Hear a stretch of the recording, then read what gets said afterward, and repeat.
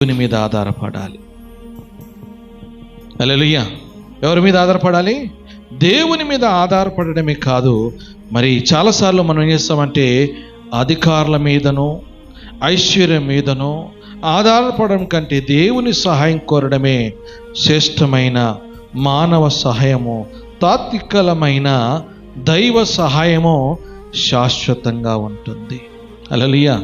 మనుషులు కానీ, అధికారులు కానీ, ప్రభుత్వము కానీ, ఎవరైనా బంధువులు కానీ, స్నేహితులు కానీ, తల్లిదండ్రులు కానీ, ఎవరు చేసినా కానీ తాత్కాలికంగా ఉంటుందంట సహాయము. అమ్మా అంటే రెడీమేడ్ అన్నట్టు. తాత్కాలికం అంటే ఏంటిది?